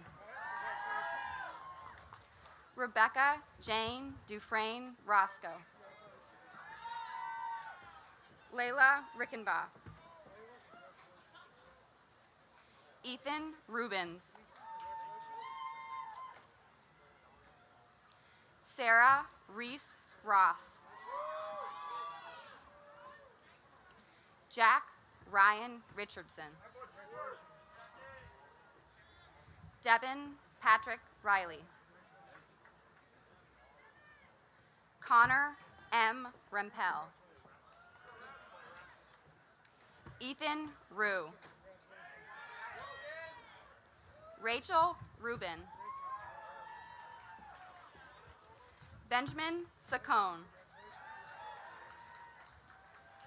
Ryan James Robinson.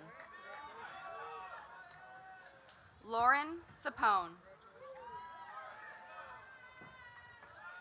Samuel Seifert. Braden Anthony Salvati. Maddie Schoenberger. Jesse Brown Scanlon. Avery Salabidas. Sloan Sambuco. Alexandra Linda Hoffmeister Sassy. Nicole Emilian Soleil. Matthew Sawicki. Prahlad Sarma. Nicholas Samel. Aaron Samuels. Michael Sedin. Haley Scherer. Samuel Benjamin Schiff. Jenna Elizabeth Schmidt. Andrea Sedlacek. Shane Michael Seller. Mark Sevastopoulos. Nicholas Robert Shade. Ian Sister. Patrick Sheehy. Aiden Scheinberg. Emma Grace Sherrill. Catherine Scheiber. Kylie Sibilia. Madeline Short. Elizabeth Ann Sims. Diana Jane Simpson. Sophie Elizabeth Smith. Noah Joseph Sofio. Kristen So. Natalie Sontag. Gunnar Smith. Morgan Sorbaro. Haley Soriano. Andrew Sosanya. Catherine Elena Spanos. Kira McKinnon Spalding. Connor Spencer. Matthew Spencer. Brianna Sheehan. Ashrita Roon. Meredith Kathleen Suror. Courtney Stump. Julia Anna Stevenson. Eleanor Camille Strawn. Aditya Srivastava. Levi Roussel. Sunpreet Singh. Gabrielle Sintamets Silbel. Jake Stern. Alexandra Karina Stankard. Eric Stalt. Henry Susnick. Seth Allen Simmer. Tucker Davidge Spears. James A. Sullivan III. Casey Smerzinski. Francis Wells Sperry. Charles Sukin. Marjorie Louise Sussman. Michael Alexander Suryawanada. Gregory Mark Zipko. Henry Talma Stamen. Mitchell Tang. Ariana Tapto. Mark Andrew Taylor. Brandon Eusebio Teixeira. Miles McLean Tamel.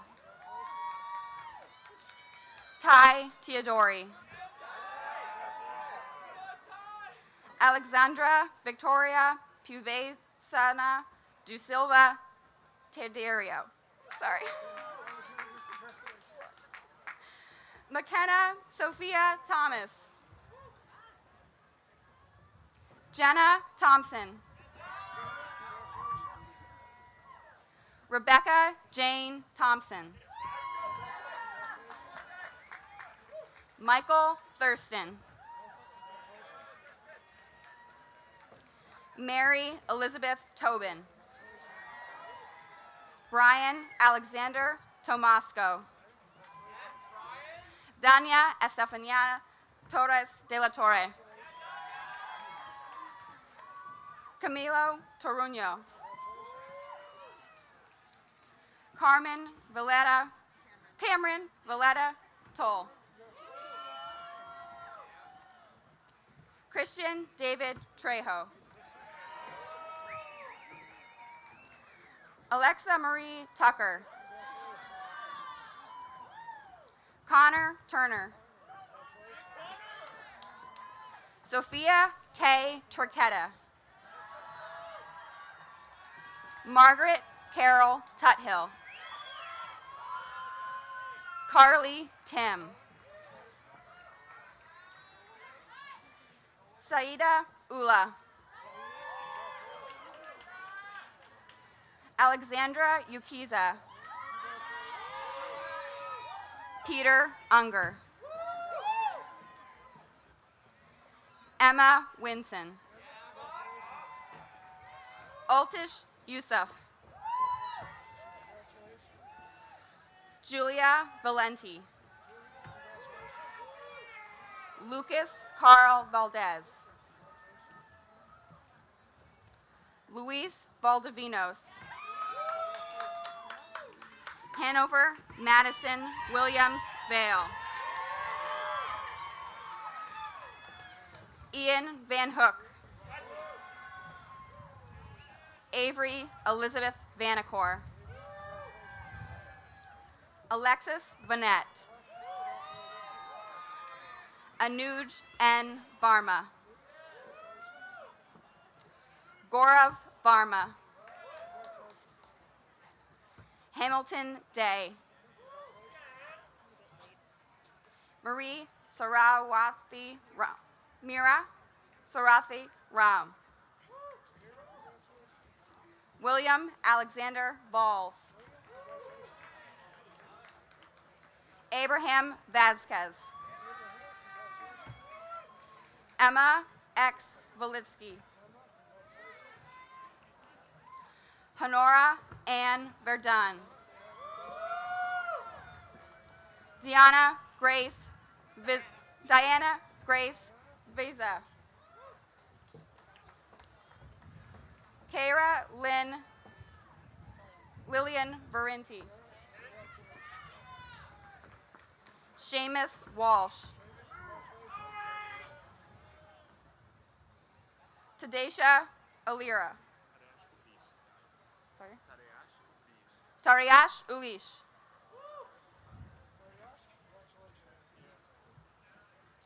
Laura Walk. Emily Wang. Eric D. Wang.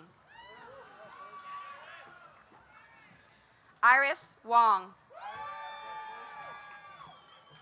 Hannah Choi Warmflash. Peyton Ari Weber. Mason Wegner. Samantha Ann West. Jennifer Danielle Yellen West. Anna Elizabeth Whitney. Catherine Elizabeth White.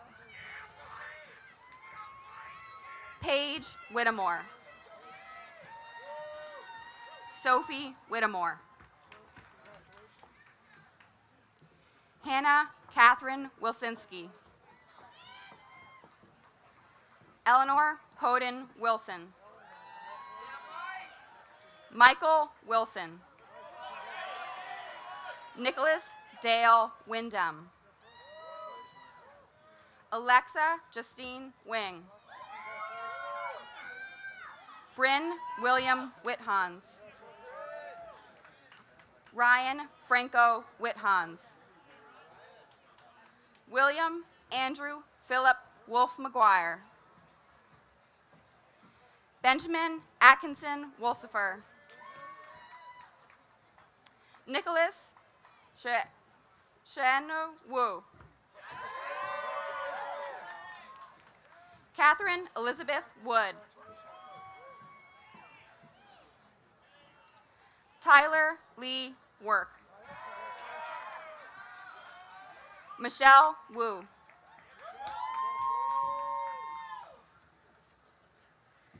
Jocelyn Shelby Wolf. Linda Xiao. Yifei Yen. Kevin Yang. Meghana Yelenki. Duncan Ugel. Samuel Zarkauer. Adam Zahn. Amy Zhang. Siri Zhang. Wenrei Zhang. Catherine Zhao. Cindy Zhu. Michael Zhu. Jeannie Q.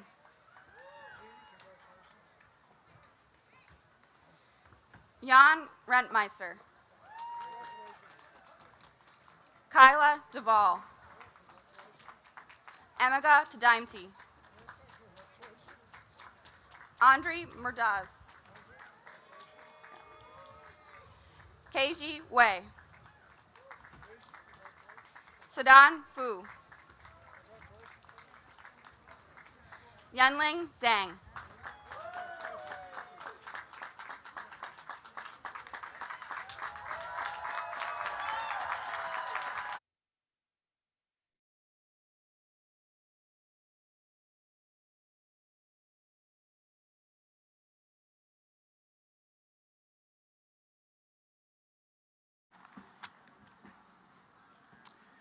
Well, class of 2020, congratulations to all of you, especially the ones right here who have gutted it out and are still here sitting down.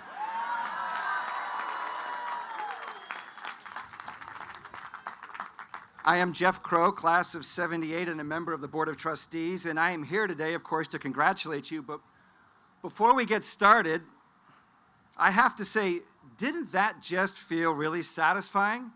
Didn't you love walking across that stage with your family and friends on hand to applaud? And don't you feel vindicated after 4 years of hard work as undergrads to finally get the actual recognition of a real graduation? Yeah, you do. And better yet, on this beautiful weekend, not only are you getting a graduation, not only are you getting a tan and a sauna, you're also holding your 2-year reunion. A 2-year reunion sponsored by the college. What other class has ever held a 2-year reunion? Nobody. The college must think you are the best class ever. And in fact, after listening to your class president, Tim, over there, recount what you guys have already done, I think you are well on your way to being the most impactful class ever.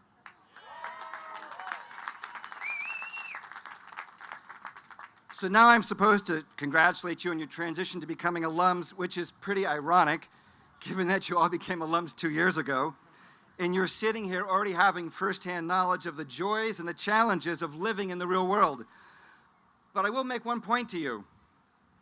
You are members of the Dartmouth family now and for the rest of your lives. Being part of that family gives you great opportunity, obviously as classmates for one another, but it also enables you to tap into the experiences, skills, networks, and wisdom of a larger Dartmouth community that stands ready to assist you as you continue on your own life journeys. At the same time, though, being part of the Dartmouth family brings you responsibilities. And while you may still feel like you are young and just getting started in your careers, you are in a unique position to help the classes younger than you. For the 21s and the 22s, didn't exactly have an easy time with COVID during their undergrad years. However tough you had it, they had it tougher. You can be a tremendous resource to them as they start their post-Dartmouth journeys. You have all learned more than you can possibly imagine in 2 short years. So share your wisdom, your insights, and your connections with the 2 classes behind you. The same goes for the undergrads. Do you remember that feeling of growing pressure and foreboding doom as your senior year passed by? Yes, so you can help the 23s as well, and you can tell them that life does not end after senior week.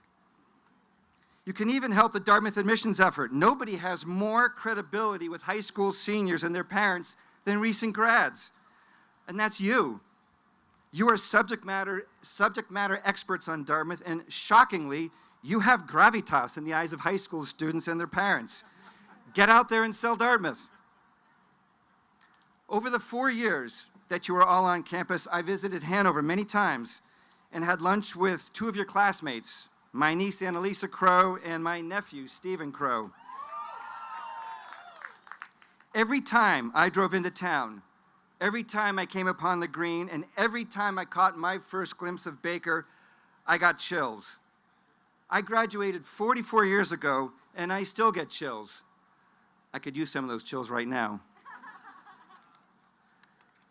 So my parting wish for you, class of 2020, is that you always feel the bonds of the Dartmouth family, that you truly help the Dartmouth classes that come after you, and that you too get chills every time you round that corner and come upon Baker Tower.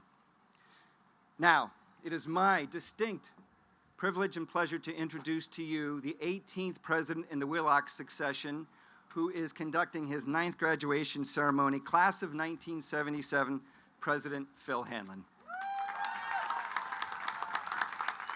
Thank you, Jeff. Whoa. It is hot in these robes, man. Tim and Gita and Jeff, thank you for your inspiring words. And to the great class of 2020, congratulations. To the friends and family who are here with us this morning, thank you for remembering just how special this occasion is and for being present to share it. In those dark days of your senior year, as we were closing the campus down, I wrote to your class that in a more perfect world, you would be embracing your senior spring with its run-up to commencement. Well, I don't know if today's world is any more perfect, but it sure feels great to at long last celebrate your graduation from Dartmouth in person here on the green. Welcome back.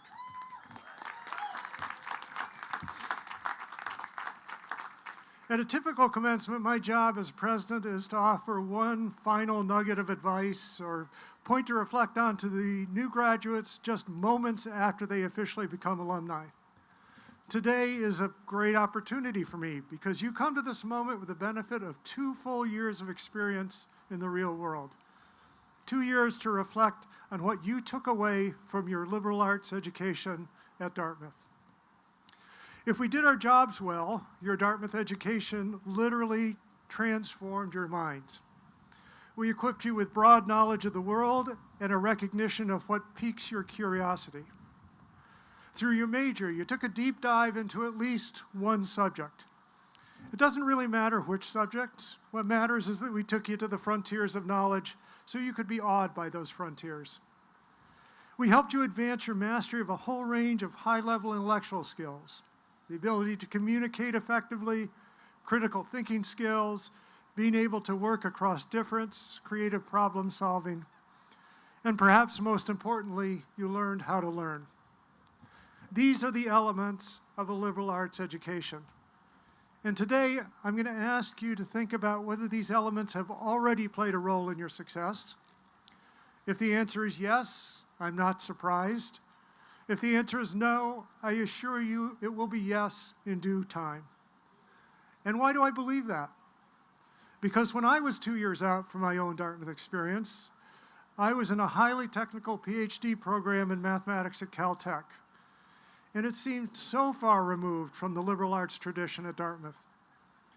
But that second year in grad school, something else happened. I began to teach undergraduates as a TA. And in an instant, all the skills instilled upon me by my liberal arts education came into play. Communication, cultural awareness and understanding, emotional intelligence. And those are the skills that have really propelled me through my life and career. And I'm not alone in having this kind of epiphany about Dartmouth.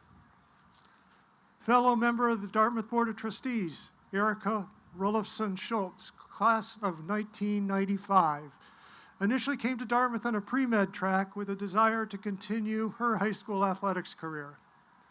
Her first term got off to a rocky start as she ran headfirst into Math 11. You guys remember Math 11, right? And to make matters worse, she was cut from the swim team.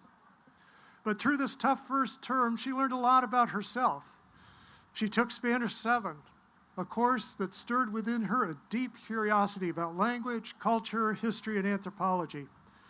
And by walking onto the crew team, she realized that what really motivated her about athletics was being part of a team. Erica earned a degree in Spanish and Latin American Studies, graduating with honors, and joined Oracle, drawn to the company by its global ambitions, which fit her appreciation of cultures, and the opportunity to be part of a team seeking to compete in a rapidly evolving tech world. 2 years after graduating from Dartmouth, Erica was on her way to work for Oracle in their Buenos Aires office, and she never looked back. Today, Erica is the leader of a highly successful tech firm, and whenever she's asked the question, does majoring in Spanish at Dartmouth really prepare you for success in the tech world? She answers with a resounding yes. Erica has come back to serve this institution as a trustee because, like me and so many of our fellow alumni, she understands how the Dartmouth experience, the tight friendships formed, the profound sense of place, and the transformative liberal arts learning changes lives in indescribable ways. Today, I hope you're feeling some of that, along with a tremendous sense of pride in all you've accomplished at Dartmouth and in the remarkable road you're on, a road that I'm happy has brought you back home to Dartmouth today. Congratulations again to all of you. May your lives be filled with health and happiness always, and may you forever keep Dartmouth close to your hearts.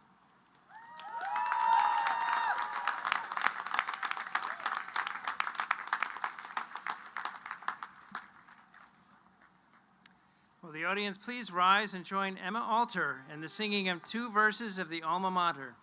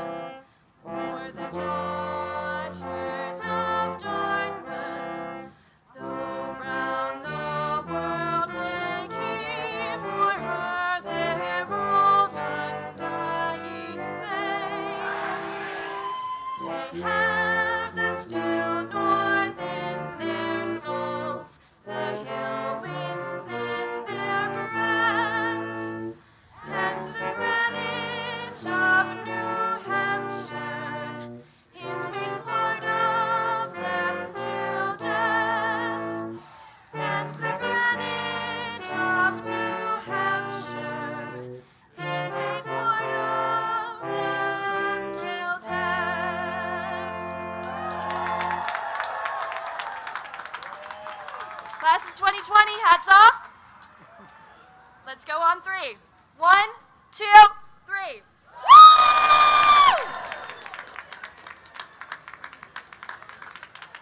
Thank you, Emma. Congratulations, class of 2020.